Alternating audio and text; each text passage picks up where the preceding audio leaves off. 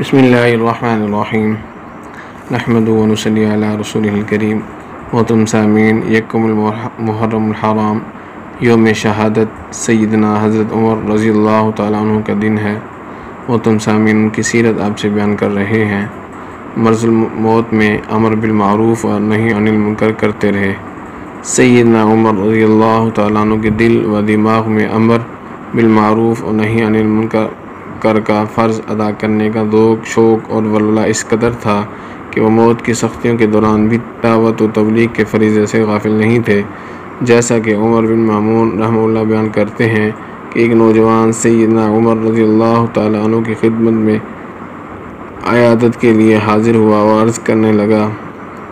ترجمہ: اے امیر المؤمنین، اللہ تعالیٰ کی طرف سے آپ کو خوشخبری ہو، آپ کو رسول اللہ صلی اللہ علیہ وسلم کی رفاقت حاصل رہی اور آپ نے ابتدائی دور میں اسلام قبول کیا۔ جیسا کہ آپ جانتے ہیں، پھر آپ خلیفہ بنائے گئے اور آپ نے عدل و انصاف کے ساتھ حکومت کی، اور اب آپ کی زندگی کا اختتام شہادت پر ہو رہا ہے۔ سیدنا عمر رضی اللہ تعالیٰ عنہ نے کہا، مفہوم: میری تمنا تو یہ ہے کہ میں اللہ کے دربار میں برابر ہی چھوٹ جاؤں، نہ مجھے اس میں سے کچھ ملے اور نہ مجھ پر کوئی چیز بوجھ بنے۔ جب یہ نوجوان واپس جانے کے لیے اٹھا تو اس کا ازار زمین کو چھو رہا تھا۔ سیدنا عمر رضی اللہ تعالیٰ عنہ نے فرمایا، مفہوم: ترجمہ: اس نوجوان کو میرے پاس لاؤ۔ پھر اسے فرمایا، اے بھتیجے، اپنا تہبند اونچا کر لو، بلا شبہ یہ تیرے لباس کی طہارت ہے اور تیرے رب کے ہاں زیادہ تقویٰ کا باعث بھی ہے۔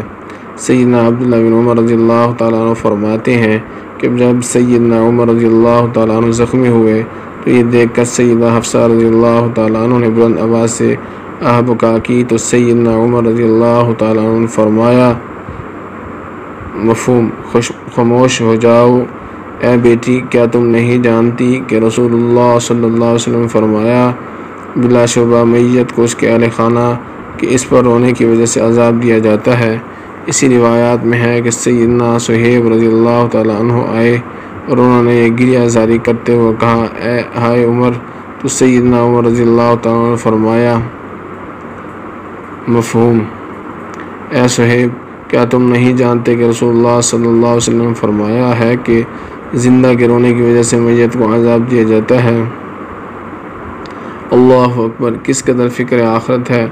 ڈر رہے ہیں کہ اگر برے کام سے نہ رکوں گا تو عذاب ہوگا۔ زندگی کے آخری لمحات میں تکلیف میں مبتلا ہے، لیکن امر بالمعروف اور نہی عن المنکر میں مشغول ہے۔ سیدنا عبداللہ بن عمر رضی اللہ تعالیٰ عنہ فرماتے ہیں، سیدنا عمر رضی اللہ تعالیٰ عنہ نے اپنے گھر والوں کو رونے پیٹنے سے منع کیا۔ زندگی کے آخری لمحات میں فریضہ امر بالمعروف اور نہی عن المنکر کو پوری ہمت سے ادا کرنے پر ان کے وہ الفاظ بھی دلالت کرتے ہیں جو انہوں نے اپنی بیٹی سیدہ حفصہ رضی اللہ عنہا سے کہے۔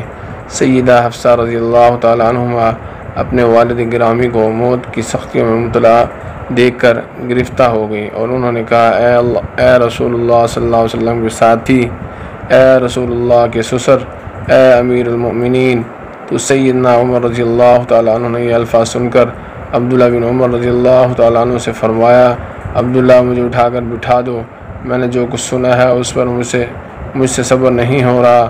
انہیں ٹیک لگا کر بٹھا دیا گیا تو انہوں نے سیدہ حفصہ رضی اللہ تعالیٰ عنہ سے فرمایا، میری بیٹی، میں اپنا وہ حق بروکار لاتا ہوں جو میرا تجھ پر ہے، لہٰذا میں ممنوع قرار دیتا ہوں کہ تو اس انداز سے رو پیٹ کر میرے محاسن بیان کرے۔ ہاں، اگر آنکھ سے آنسو نکل پڑے تو کوئی اختیار نہیں۔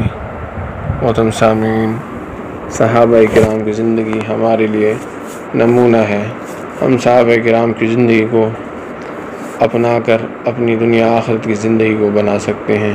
محترم سامعین، اللہ کے نبی صلی اللہ علیہ وسلم نے جو اعمال کیے اور صحابہ کرام نے کیا وہ ہمارے لیے راہ نجات ہیں۔